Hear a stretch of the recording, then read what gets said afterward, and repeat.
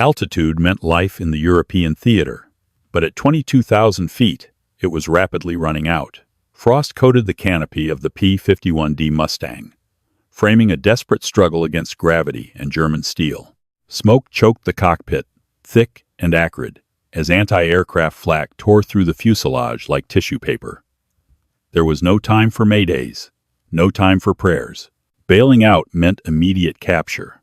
Staying meant a fiery grave. A young American pilot, hundreds of miles deep behind enemy lines, was about to trade the freezing slipstream of a dying fighter for the brutal reality of a collapsing Third Reich. Survival required an absolute miracle. He decided to steal one instead. First Lieutenant William Bill Sterling tasted copper. It was the distinct, metallic tang of adrenaline, familiar to any man who flew in the 357th Fighter Group. The Oxford boys were escorting a massive box of B-24 Liberators deep into the heart of Germany, targeting the synthetic oil refineries near Leipzig. It was late March, 1945. The war was in its agonizing death throes, but the Luftwaffe, though mortally wounded, was still capable of lethal, desperate violence. Sterling's Mustang, affectionately christened Southern Belle, in bright yellow nose art, hummed around him. The Packard V-1000 650 Merlin engine purred with a steady, reassuring vibration that radiated through the floorboards and into his flight boots. At 24,000 feet, the air temperature was 50 degrees below zero. Even bundled in his fleece-lined leather jacket, heated flight suit, and thick gloves, the biting cold seeped into his bones. Outside the plexiglass bubble of his canopy, the sky was a piercing, cloudless azure. Below, the German countryside was obscured by an unbroken layer of thick gray stratus clouds. Ahead of him, the bomber stream stretched for miles, a glittering armada of silver-heavy bombers dragging long, fluffy white contrails through the stratosphere. It looked peaceful, almost majestic, until the radio cracked to life. Bandits, 12 o'clock high, coming out of the sun. The voice of his squadron leader, Captain Arthur "Artie" Hughes, shattered the silence. Sterling snapped his head back, squinting against the blinding glare of the afternoon sun. For a split second, he saw nothing but light. Then, the specks materialized. They were plunging vertically, dropping like stones from 28,000 feet, their wings flashing as they rolled into a firing dive. Focke-Wulf 190S, the Doris, long-nosed, heavily armed, and incredibly fast. Drop tanks, brake right, Hughes barked over the VHF radio. Sterling slammed the release levers. Two 75-gallon teardrop-shaped external fuel tanks tumbled away from his wings, instantly relieving the Mustang of its sluggish weight. He shoved the throttle forward to the stops, engaging the war emergency power. The Merlin engine roared in response, a deafening mechanical scream, as manifold pressure spiked. He hauled back and to the right on the control stick, pulling nearly 5 Gs. The anti-G suit tightened around his calves and abdomen, forcing blood back into his upper body to keep him from blacking out. His vision grayed at the edges, as Southern Belle clawed into a brutal climbing turn. The sky erupted into chaos.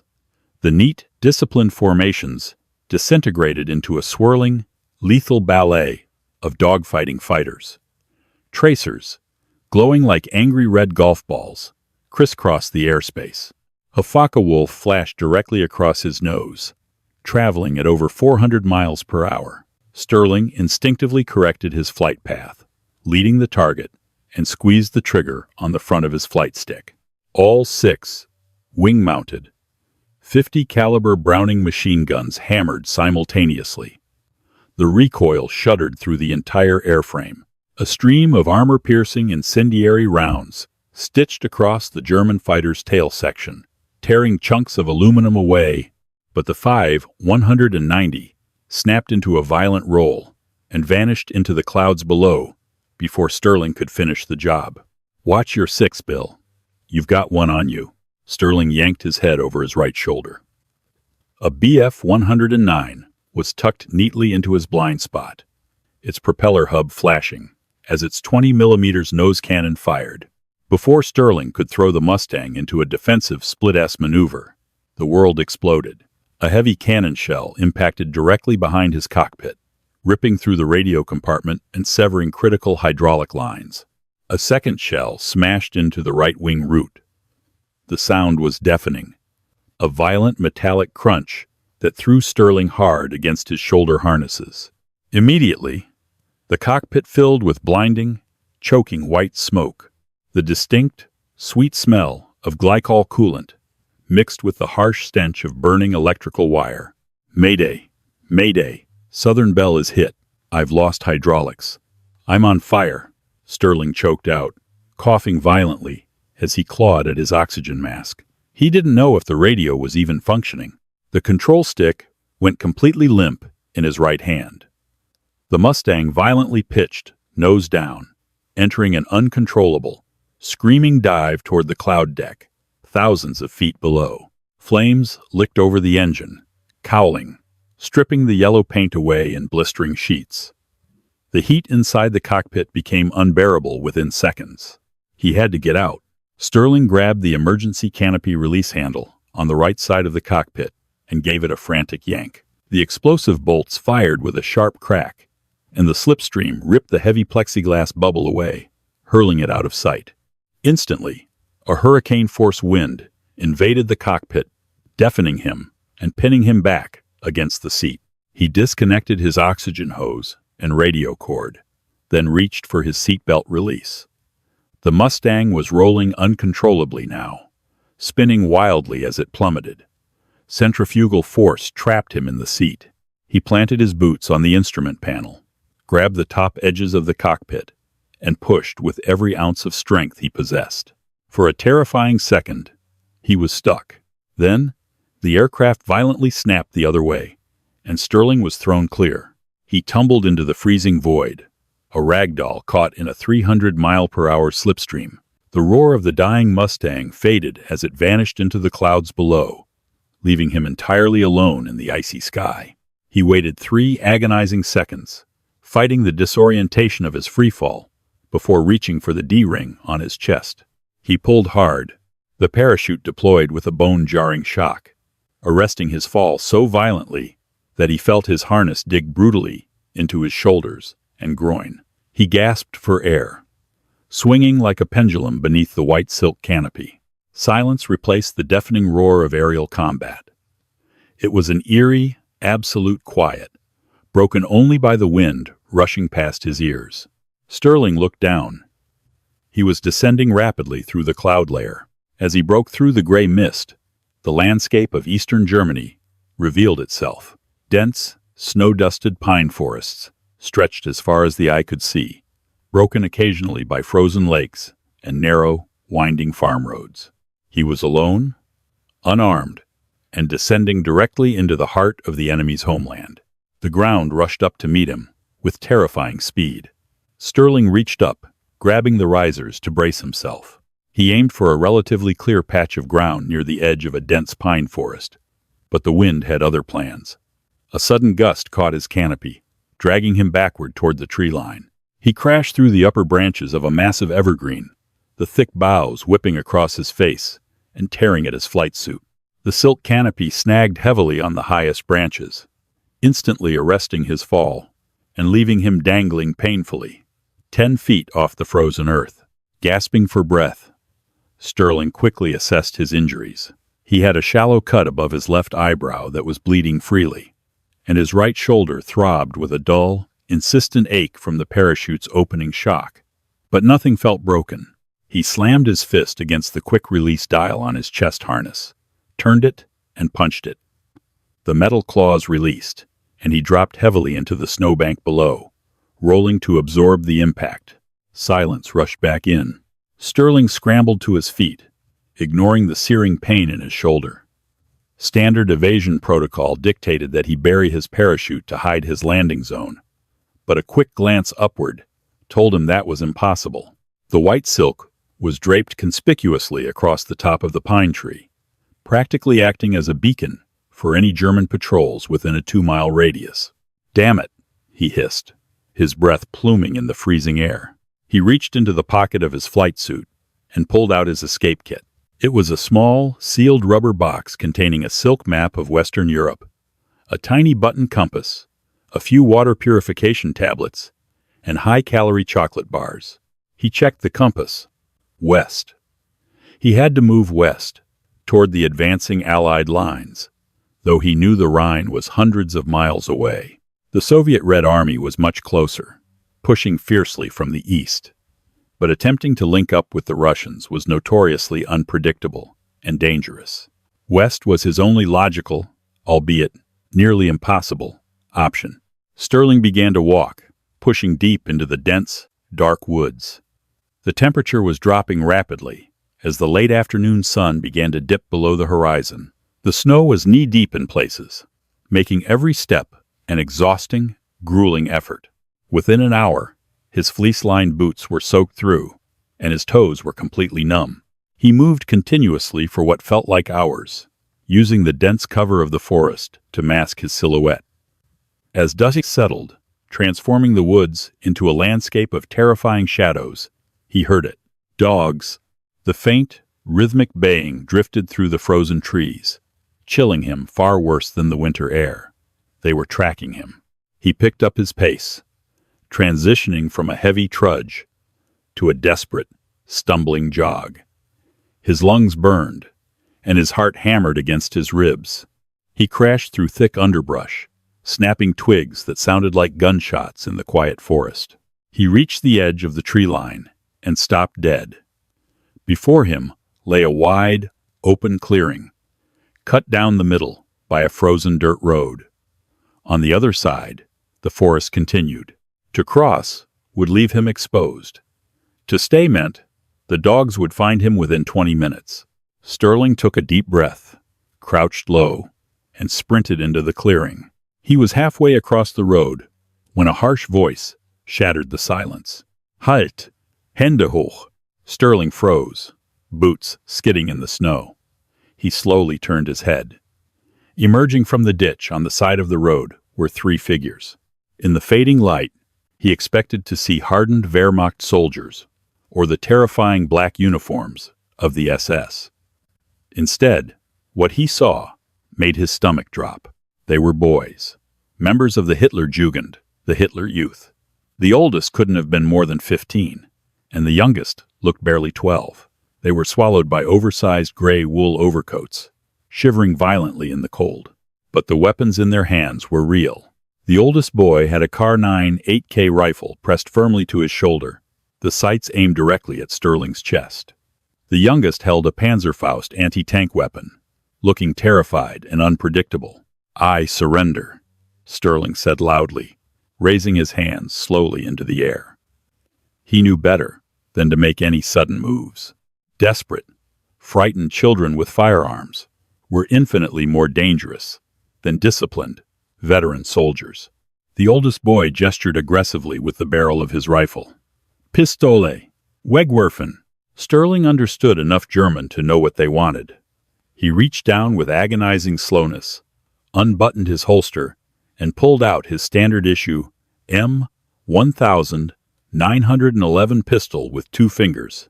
He tossed it into the snow. The boys advanced, their eyes wide with a mixture of fear and triumph. They patted him down roughly, finding his escape kit and a pocket knife. Within minutes, the sound of an approaching engine rumbled down the dirt road. An open-topped Kubelwagen skidded to a halt in the snow, accompanied by a German corporal and a very large, aggressive German shepherd. Sterling's brief war as an aviator was over. His war as a prisoner had just begun. He was shoved into the back of the vehicle, a rifle barrel pressed uncomfortably into his ribs. They drove for nearly an hour through the pitch-black countryside, arriving finally at a heavily fortified Luftwaffe airbase. Sterling was hauled out of the vehicle and marched through a maze of concrete buildings until he was pushed into a small, brightly lit room. Behind a simple wooden desk sat a Luftwaffe intelligence officer. Major Dietrich Voss was a man who looked like he had not slept in 3 years. His face was lined with deep, exhausted creases, and his uniform, though neat, hung slightly loose on his frame. He wore the Iron Cross at his collar, but there was no fanaticism in his eyes, only profound, weary resignation. Voss gestured to a wooden chair. "Sit down, Lieutenant." His English was impeccable, flavored with a slight, upper-class British accent. Sterling sat, keeping his face entirely blank. "William Sterling, First Lieutenant, serial number 0746392. Voss sighed, pulling a silver cigarette case from his pocket. He offered one to Sterling, who hesitated before accepting. Voss struck a match, lit the American cigarette, and then his own.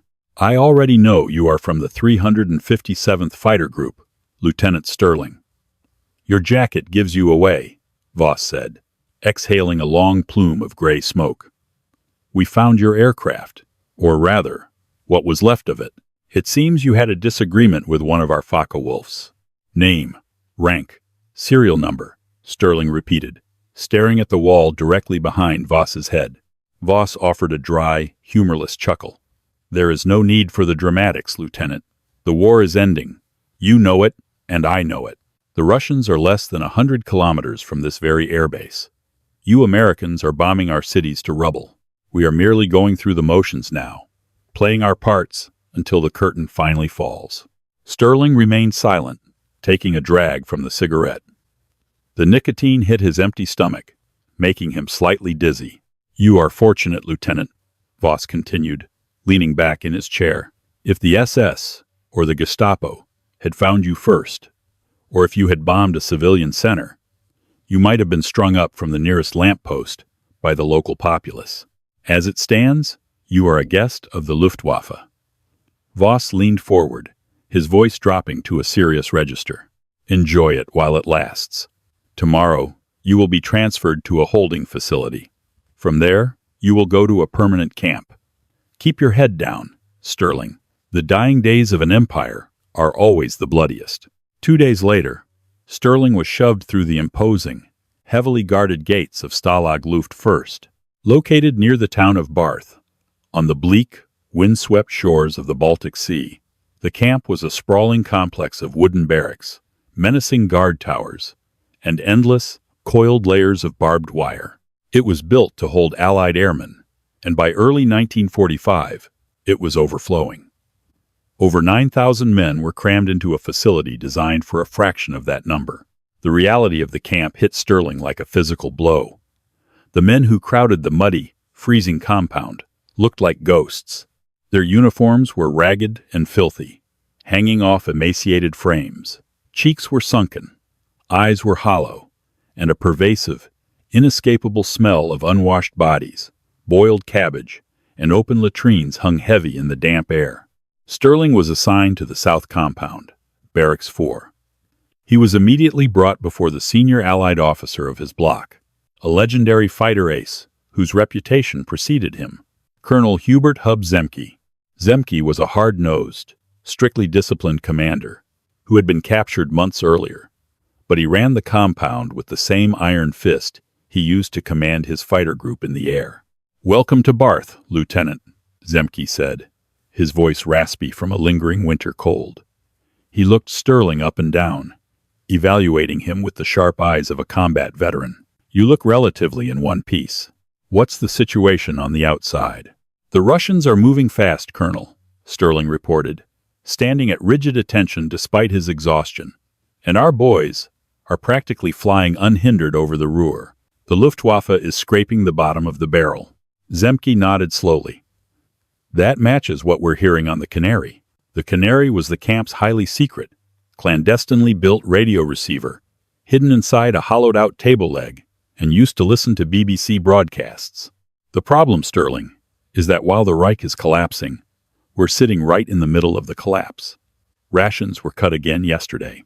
We're living on rutabagas, sawdust, bread, and whatever thin soup the goons decide to boil up. Men are starving." Sterling soon learned the grueling, monotonous routine of a Kriegi, short for Kriegsgefangener, prisoner of war. The days were punctuated by Appell, the agonizingly long roll calls, where prisoners stood for hours in the freezing mud, counted and recounted by the German guards, known universally as goons. Hunger became Sterling's most intimate, constant companion. It wasn't just an empty feeling in the stomach. It was an all-consuming, physical pain that dominated every waking thought and haunted every dream. The Red Cross parcels, which had sustained the prisoners for years, had almost entirely stopped arriving due to the collapse of the German railway system. Men traded gold wedding rings to guards for a single potato. But beneath the surface of misery and starvation, Stalag Luft I was a highly organized military operation. The X-organization managed security, escapes, and intelligence gathering with ruthless efficiency. Dozens of tunnels had been dug over the years, though the high water table near the Baltic Sea made them prone to catastrophic flooding and collapse. As March bled into April, a new, darker anxiety gripped the camp.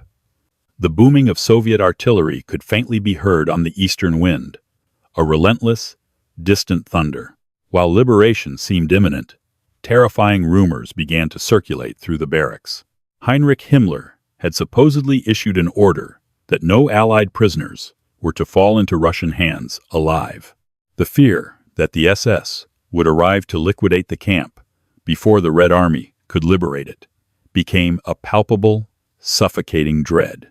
Sterling, desperate to maintain his sanity and contribute, volunteered for a daily work detail. Under the strict rules of the Geneva Convention, the captured officers were not required to perform manual labor, but the Germans frequently ignored these rules, offering extra rations of moldy bread for volunteers. Sterling didn't do it for the bread. He did it for the intelligence. The work detail was marched 2 miles outside the camp perimeter to the adjacent Luftwaffe training base, the Barth airfield. The airfield was a hive of frantic, chaotic activity. German mechanics were working around the clock to repair damaged aircraft, desperately trying to get them airworthy enough to fly west and surrender to the Americans or British rather than face the wrath of the advancing Soviets. Sterling and a dozen other prisoners were tasked with filling in bomb craters on the edge of the runway, under the watchful eyes of elderly Volkssturm guards, militia troops, consisting mostly of old men with obsolete rifles.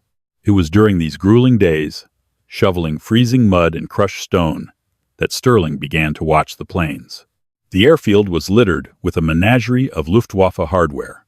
There were battered Bf-109s, ancient twin-engine bombers, and, parked ominously near the main hangar, a row of Focke-Wulf 190s, the Doris, the very same type of aircraft that had shot him out of the sky. Sterling watched the German mechanics work. He watched them fuel the planes. He watched the startup sequences, memorizing the exact movements of the ground crews as they primed the massive 14-cylinder BMW 801 radial engines. He listened to the distinct, rhythmic coughing of the exhaust before the engines caught and roared into life, vibrating the earth beneath his boots. A crazy, impossible thought began to take root in the back of his mind. It started as a simple daydream, a mental escape from the reality of the freezing mud and the gnawing hunger. But as he watched a young, inexperienced German pilot clumsily taxi an W-190 down the runway, the daydream solidified into a genuine, terrifying calculation. He was a fighter pilot. He knew the principles of flight, the aerodynamics of high-performance aircraft. An airplane was an airplane, whether it was built in California or Bremen. Sterling leaned heavily on his shovel, his eyes fixed on the Focke-Wulf idling on the tarmac, its propeller creating a shimmering disk in the cold air. The guards were old and distracted. The mechanics were overworked and frantic. The chaos of the collapsing base was a perfect smokescreen. He didn't just want to escape the wire. He didn't want to walk hundreds of miles through freezing, hostile territory, only to risk being shot by nervous Russian conscripts. He was going to fly home. Hunger sharpens the mind before it destroys the body. For Sterling, the gnawing emptiness in his gut became a hyper-focused lens through which he viewed every detail of the Barth airfield. He was no longer just filling craters. He was a spy operating in plain sight, calculating guard rotations, fueling schedules, and the mechanical temperament of the Focke-Wulf 190. He needed help. A plan, this suicidal required a sounding board. Someone who understood the intricate, lethal machinery of a fighter plane. He found it in a fellow captive in Barracks 4, a lanky, soft-spoken pilot from Tennessee named Lieutenant Robert Bob Hoover. Hoover was a natural-born stick-and-rudder man, a pilot whose innate understanding of aerodynamics bordered on the supernatural. Decades later, Hoover's name would become legendary in aviation circles. But in April 1945, he was just another starving Kriegi, desperate to avoid a Russian or SS firing squad. Sterling cornered Hoover one evening during a brief period of free time, crouching in the shadowy, damp corner of the barracks, near the latrine, where the guards rarely patrolled. "I'm going to take one, Bob," Sterling whispered, his voice raspy. He sketched the outline of a Focke-Wulf in the dirt floor with a splinter of wood. Hoover didn't laugh. He stared at the crude drawing, his sunken eyes reflecting the dim light of a smuggled tallow candle. He slowly chewed on a piece of dried rutabaga, processing the sheer audacity of the statement. "The Doras are tricky, Bill," Hoover finally replied in his slow, deliberate drawl. "They use a BMW 801 radial engine, or a Jumo inline if you get a D model. The throttle quadrant is on the left, just like our ships, but the instruments are all metric. You'll be reading altitude in meters and speed in kilometers.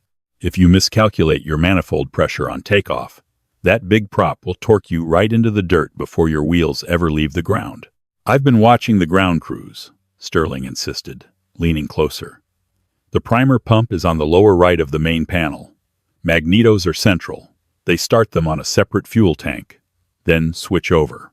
I just need to know the flap settings for takeoff and how to prime the inertia starter without flooding the cylinders." For the next 2 weeks, the dirt floor of Barracks 4 became a clandestine classroom. Hoover, drawing on his encyclopedic knowledge of enemy aircraft, gathered from pre-deployment intelligence briefings, mapped out the FLAV 190's cockpit from memory. They translated German aviation terms: Kraftstoff for fuel, Fahrwerk for landing gear, Klappen for flaps. They rehearsed the startup sequence in their minds 100 times, until Sterling could pantomime the hand movements blindfolded. The camp around them was deteriorating rapidly. The distant rumble of Soviet artillery had shifted from a faint thunder to a constant, earth-shaking roar. The German commandant, a hardened veteran named Oberstleutnant Gunther von Treschow, had doubled the guard details, clearly terrified of a prisoner uprising as the Red Army closed to within 30 miles. On the morning of April 28th, the sky was a bruised, heavy gray. A biting wind whipped off the Baltic Sea, driving a freezing drizzle into the faces of the work detail as they were marched out the main gates toward the airfield. Sterling's boots squished in the icy mud. He kept his head down, but his heart was hammering a frantic rhythm against his ribs. Today was the day. He had noticed a pattern. Every third day, a heavily camouflaged 190 was towed out of the main hangar and parked in a sandbagged revetment near the edge of the tree line. A single mechanic would run the engine up, top off the fuel, and leave it idling to keep the oil warm for the alert pilots. The plane was fully armed, fully fueled, and pointed directly toward the main taxiway. The work detail was assigned to clear debris from a bombed-out supply shed less than 100 yards from that specific revetment. Sterling gripped his shovel, his muscles tense, waiting for the perfect moment. He needed a distraction, something massive. As if the universe itself was listening, the low, throaty drone of heavy engines vibrated through the low cloud ceiling. "Tiefflieger!" one of the elderly Volkssturm guards screamed, pointing a trembling, arthritic finger toward the horizon. "Low flyers." A pair of American P-47 Thunderbolts dropped out of the overcast, like terrifying, snub-nosed sharks. They were on a target of opportunity sweep, hunting for exactly this kind of chaotic, retreating German airfield. The air raid sirens began to wail, a mournful, deafening shriek that paralyzed the airfield. The Thunderbolts leveled out just 50 feet off the deck, their 8 50 caliber machine guns opening up simultaneously. The world exploded into deafening, violent chaos. Tracers ripped across the tarmac, chewing up concrete and tearing into parked transport planes. A Junkers Ju-52 transport erupted into a spectacular fireball, sending a shockwave of heat rolling across the grass. The German guards screamed, abandoning the prisoners and diving face first into the muddy drainage ditches alongside the runway. "Get down!" a British prisoner yelled, throwing himself onto the frozen earth. Sterling didn't get down. He dropped his shovel and ran. He sprinted in the opposite direction of the strafing fighters, his boots tearing through the wet grass. The air was thick with the smell of burning aviation fuel and pulverized concrete. Shrapnel whined over his head like angry hornets. He kept his eyes locked on the sandbagged revetment. Through the thick, oily smoke billowing from the burning transports, he saw it. The Fu-190. Its camouflage paint, a mottled pattern of dark green and gray, blended perfectly with the tree line. But the massive three-bladed propeller was spinning lazily, ticking over in a slow idle. Sterling scrambled up the berm of the revetment, his lungs burning, and vaulted over the sandbags. He froze. A German crew chief was standing on the left wing root, half leaning into the cockpit. He was a young man, barely out of his teens, wearing grease-stained overalls. The roar of the burning planes had masked Sterling's approach. The mechanic turned, his eyes widening in shock as he registered the filthy, emaciated American prisoner standing 10 feet away. The German reached frantically for the heavy Luger pistol, holstered at his hip. Sterling didn't hesitate. He lunged forward, grabbed a heavy steel wheel chock resting on the sandbags, and swung it with every ounce of adrenaline-fueled strength he had left. The heavy steel caught the young mechanic squarely on the side of his helmet. The crack was sickening. The German's eyes rolled back, and he collapsed instantly, sliding off the slick metal wing and landing in a crumpled heap on the tarmac. Sterling didn't stop to check if the man was dead. He scrambled up the trailing edge of the wing, his boots slipping on the dew-slicked aluminum, and threw himself into the cramped, utilitarian cockpit of the Focke-Wulf. It smelled entirely different from his Mustang. Instead of the familiar American scents of canvas and hydraulic fluid, the German fighter smelled of raw gasoline, harsh leather, and cheap lubricating oil. He slammed into the seat, his eyes frantically scanning the dizzying array of metric instruments with German labels. Hoover's voice. He forced himself to hear Hoover's calm, steady Tennessee drawl in his mind. Throttle on the left, magneto center. The engine was already warm, idling rough. Sterling reached down, grabbed the heavy latch of the canopy, and slammed it shut, sealing himself inside the glasshouse. He locked it into place. The noise of the outside chaos was instantly muffled, replaced by the deep, resonant thrum of the BMW radial engine, vibrating through the airframe. He didn't bother with the complex German parachute or the shoulder harnesses. There was no time. He shoved the throttle forward slightly to clear the engine. The massive power plant roared, spitting a thick cloud of blue exhaust out of the cowlings. Outside the plexiglass, the situation was deteriorating. A squad of regular Luftwaffe soldiers, realizing a prisoner was in the revetment, was sprinting toward him through the smoke, their MP-40 submachine guns raised. Sterling slammed his left foot down on the brake pedal, shoved the stick forward to unlock the tailwheel, and pushed the throttle to half power. The Fu-190 lurched out of the sandbagged enclosure like an angry bull bursting from a chute. Bullets instantly began pinging against the armored fuselage. A line of 9mm rounds spiderwebbed the bulletproof glass directly in front of his face, the impact sending shards of glass dusting over his lap. He didn't have time to taxi to the runway. He was going to have to take off straight across the grass infield, dodging bomb craters and burning wreckage. Sterling lined the long, dark nose of the fighter up, with a gap between two burning hangars. He took a deep breath, braced his feet against the rudder pedals to counteract the massive left-turning torque of the German engine, and shoved the heavy throttle lever all the way to the firewall. The acceleration was violent, far more brutal than his P-51. The Focke-Wulf roared, pinning him back against the unpadded metal seat. The speedometer needle marked in kilometers per hour began to sweep rapidly across the dial. 150, a massive bomb crater, loomed directly in his path. He didn't have enough speed to fly, but he had no room to brake. Sterling gritted his teeth and hauled back firmly on the control stick, praying to a god he hadn't spoken to since he bailed out a month ago. The heavy fighter shuddered, the tires biting the grass one last time. And then, miraculously, the earth fell away. He skimmed inches over the lip of the crater, the landing gear clipping the top of a ruined fence as he struggled to keep the nose up. He was airborne. He was flying a stolen German fighter, wearing a filthy American POW uniform, completely unarmed, and heading straight into the teeth of the most heavily contested airspace in the history of human warfare. Survival in aerial combat traditionally dictated one absolute rule: climb. Altitude was banked currency, easily traded for speed or maneuvering room when the sky turned hostile. But as the burning remnants of the Barth airfield vanished behind the tail of his stolen aircraft, Sterling knew that altitude was a death sentence.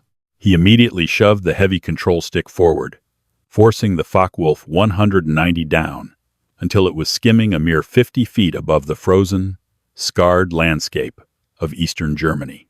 If he climbed into the overcast, the remaining fragments of the Luftwaffe's radar network would paint his transponderless aircraft as a friendly contact, but Allied radar, sweeping the continent, would instantly identify a hostile bandit. Far more terrifying than radar, however, were the roving wolf packs of American P-51 Mustangs and British Supermarine Spitfires that currently owned the European airspace with absolute, unchallenged supremacy. Up there, in the bright, freezing blue, a lone FWV 190 was nothing but target practice. Down here, hugging the earth, he was a ghost. The cockpit of the Focke-Wulf was a brutally hostile environment. It lacked the refined, familiar comfort of his old Mustang. Without a leather flight helmet or a padded radio headset to dampen the noise, the relentless, mechanical scream of the massive BMW 801 radial engine physically battered his eardrums. The airframe vibrated with a raw, unrefined power that shook his teeth and rattled his bones. It smelled entirely wrong, a harsh, metallic cocktail of raw, low-grade aviation gasoline, synthetic rubber, and burning lubricating oil, completely devoid of the sweet glycol scent he associated with American planes. Sterling frantically scanned the dashboard of Babel in front of him. His mind, dulled by weeks of starvation and gnawing cold, raced to translate the metric instruments before he flew himself into the ground. Geschwindigkeit, the airspeed indicator, hovered near 450 kilometers per hour, roughly 280 miles per hour. Höhenmesser, the altimeter, bounced terrifyingly between 30 and 40 meters. He had to keep it low, riding the chaotic air currents just above the treetops, aggressively manhandling the heavy stick to dodge stone church steeples, high-tension wire towers, and the towering canopies of dark pine forests. His emaciated arms burned with lactic acid, every correction requiring a monumental physical effort he simply did not possess. Navigation was an absolute nightmare. He had no silk escape map, no reliable radio frequencies to dial in, and no navigational beacons to follow. His only guiding compass was the pale, late-morning sun, periodically breaking through the heavy gray overcast layer. He kept that bright, watery orb positioned stubbornly over his left shoulder, pushing the heavy, camouflaged fighter relentlessly westward. He had to cross the Rhine River. He had to find the Allied lines. An hour into the grueling, low-level sprint, the psychological terror compounded. The fuel gauge, marked Kraftstoff, began to dip dangerously low, the needle trembling as it crept toward zero. Suddenly, a small, malevolent red warning light flickered to life on the lower right of the instrument panel. The massive, 14-cylinder radial engine was a thirsty beast, guzzling aviation gas at a terrifying rate and Sterling had absolutely no idea how much fuel the young German mechanic had actually pumped into the tanks before the air raid had interrupted him. Gradually, the terrain blurring past his wings began to change. The dense, dark forests and rolling hills of Germany gave way to flatter, waterlogged plains. The ground below was heavily cratered, a bruised and battered moonscape of flooded farmland and ruined villages. He was crossing the Netherlands.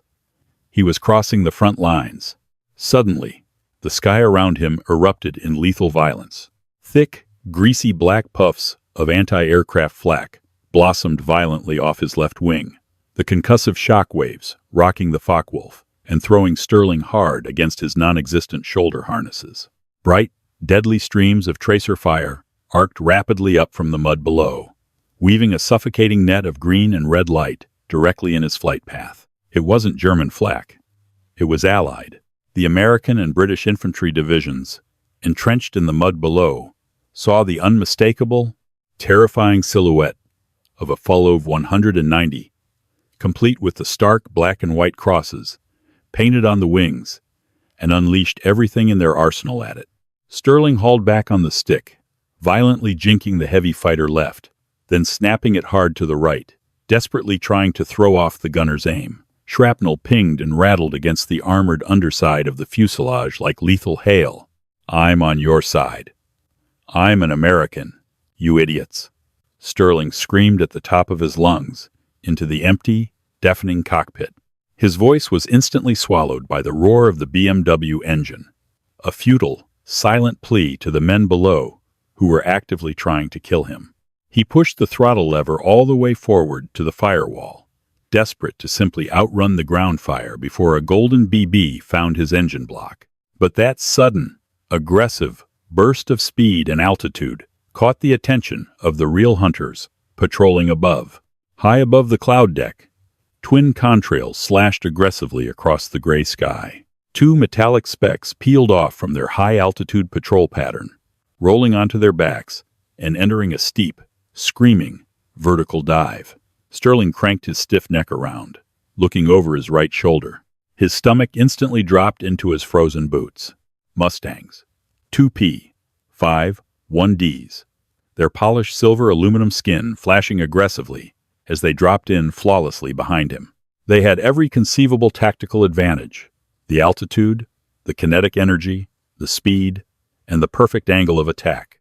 Sterling was entirely trapped inside a stolen enemy fighter, flying on nothing but vapor, completely devoid of ammunition, and about to be blown out of the sky by his own countrymen. He couldn't outturn them, and he certainly couldn't outrun them. The lead Mustang slid effortlessly into firing position, growing massive in Sterling's rearview mirror.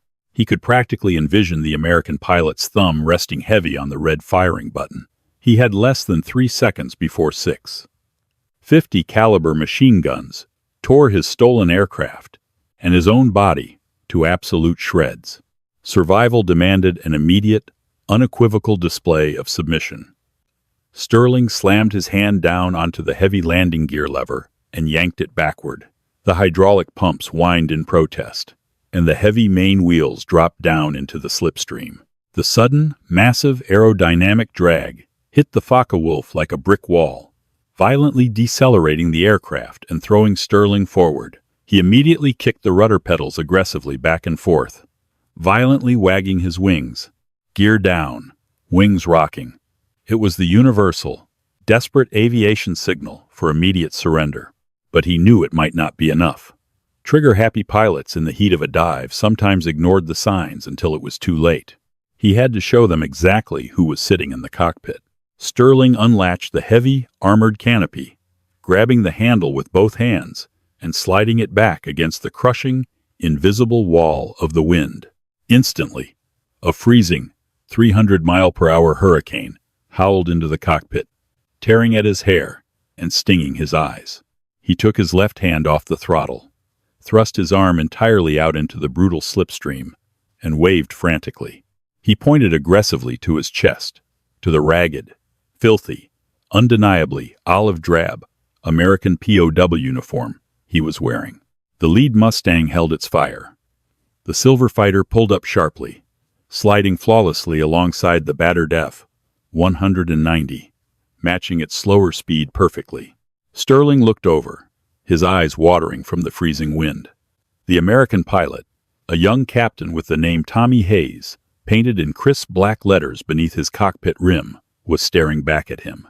Hayes's face was a mask of absolute, unadulterated shock.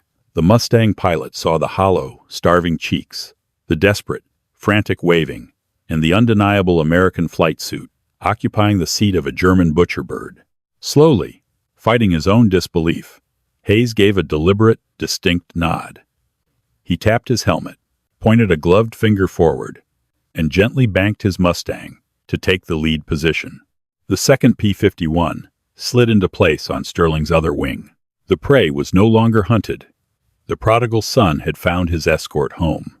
The two Mustangs tucked in tightly, their silver wings gleaming against the dull, bruised sky. Sterling kept his head on a swivel, his exhausted eyes darting between the P-51S and the alien metric instruments of the Focke-Wulf. Captain Hayes flew off his right wing, so close Sterling could see the leather of the American pilot's oxygen mask and the sharp focus in his eyes. It was a surreal, precarious formation. A captured German butcher bird, piloted by a starving ghost, escorted by the very hunters who had nearly blown him out of the sky minutes earlier. The physical toll of the last hour and the agonizing weeks in the camp was crashing down on him all at once. His arms felt like lead, and his hands, locked in a death grip on the control stick, were completely numb from the freezing slipstream howling through the open canopy. Below them, the flooded, artillery-scarred landscape of the Netherlands rolled past, a patchwork of brown mud and gray water. Ahead, a sprawling encampment materialized. It was an advanced landing ground, a temporary fighter strip hastily carved from a soaked farmer's field, lined with olive-drab tents and rows of parked Allied aircraft. Freedom was in sight. And then, the heavy BMW 801 radial engine sputtered. It wasn't a gradual loss of power. It was a violent, coughing lurch that rattled Sterling's teeth. The massive propeller slowed, chopping through the air sluggishly before the engine died completely. The sudden, deafening silence inside the cockpit was terrifying. The main fuel tank was bone dry. Panic, sharp and icy, spiked in his chest. Hoover's voice. He needed Bob Hoover's voice right now. Fuel selector, bottom right, switch to reserve. Come on, Sterling muttered, his desperate voice echoing in the sudden quiet of the wind rushing past. His frozen fingers fumbled across the unfamiliar, German-labeled panel. He found the heavy metal selector valve and wrenched it over to the reserve tank, then furiously pumped the manual primer. For 3 agonizing seconds, the Focke-Wulf was a 5-ton glider dropping toward the earth. Then, with a massive shudder and a thick belch of blue exhaust that painted the windscreen, the 14 cylinders caught fire once more. The engine roared back to life, but it sounded rough, choked, and angry. The fuel pressure gauge trembled. He had perhaps 3 minutes of flying time left before gravity, and a dead engine claimed him for good. He lined up with the runway, a narrow ribbon of pierced steel planking Marston matting laid out over the relentless Dutch mud. Landing a FOA 190 was notoriously dangerous, even for veteran Luftwaffe pilots. Its narrow, inward-retracting landing gear made it a nightmare on the ground, highly prone to violent ground loops. For an exhausted American pilot accustomed to the wide, forgiving stance of a Mustang, it was a lethal trap. Sterling chopped the throttle. Without power, the heavy German fighter dropped like an anvil. He hauled back on the control stick with every ounce of remaining strength in his right arm, flaring the nose up at the absolute last microsecond. The heavy main wheels slammed into the steel planking with a bone-jarring crash. The aircraft bounced 10 feet back into the air, protesting the violent arrival, before settling hard onto the steel grid. Instantly, the Focke-Wulf tried to kill him. The massive torque of the engine and the narrow wheelbase caused the tail to violently swing to the left, desperate to overtake the nose. Sterling danced frantically on the rudder pedals, his legs cramping as he fought to keep the fighter straight. He jammed the toe brakes, perhaps a fraction too hard. The tail wheel immediately lifted off the runway, pitching the nose down. The massive, three-bladed propeller came within a hair's breadth of striking the steel matting. He released the brakes just in time, letting the tail slam back down with a spine-compressing thud. The fighter skidded, metal screeching against metal, before finally rolling to a rough, shuddering halt at the very end of the airstrip. The engine coughed one final, pathetic time, and died completely. The propeller clicked to a dead stop. Silence, thick and ringing, rushed back into his ears, broken only by the sharp ticking of the cooling metal block. Sterling slumped forward, his chest heaving as he gasped for air. Within seconds, the stolen Focke-Wulf was surrounded. Two Willys jeeps, churning up thick roosters of mud, skidded to a halt on the grass bordering the runway. A dozen American military police piled out, their M1 Garands and Thompson submachine guns leveled directly at the cockpit, expecting a fanatical, cornered German pilot to emerge fighting. "Step out of the aircraft with your hands up, Mach Schnell," an MP sergeant bellowed, his knuckles white around the grip of his Thompson. Sterling slowly, agonizingly, pushed himself up from the bucket seat. Every muscle in his starved, battered body screamed in protest. He was covered in sweat, engine grease, and the ingrained filth of Stalag Luft First. His breath plumed in the cold air as he climbed out onto the slick aluminum wing, raising his trembling hands toward the leaden sky. He looked down at the ring of hostile rifle barrels pointed squarely at his chest. He saw the tension in his countrymen's faces, the readiness to pull the trigger. Slowly, a cracked, weary smile broke through the grime on his face. He spoke the sweetest, most improbable words he had ever uttered. "Don't shoot, boys," Sterling croaked, his voice raw and thick with exhaustion, yet carrying across the silent tarmac. "I'm First Lieutenant William Sterling, United States Army Air Forces, and I am really, really hungry." The MPs froze, their weapons slowly lowering as the shock registered on their faces, mirroring the same bewildered disbelief as Captain Hayes in the sky above. A medic broke from the line, rushing forward just as Sterling's legs finally gave out. He collapsed, sliding off the wing of the enemy fighter he had ridden to freedom, caught safely in the arms of the very men he had risked everything to reach. The saga of Lieutenant William Sterling remains one of the most astonishing feats of survival and audacity in aviation history. Stripped of his aircraft, his freedom, and very nearly his life, he refused to succumb to the despair of captivity. Instead, he leveraged observation, unyielding resolve, and sheer mechanical intuition to orchestrate a miraculous escape. Stealing an enemy fighter from a heavily guarded airfield required more than just courage. It demanded an ironclad will to return home. His flight across a war-torn continent, hunted by both friend and foe, stands as a testament to the extraordinary lengths a human being will go to reclaim their liberty. Sterling did not merely survive the collapsing Third Reich. He soared above it, turning a weapon of his captors into his ultimate vessel of salvation. His story echoes forever as a brilliant flash of defiance against impossible odds.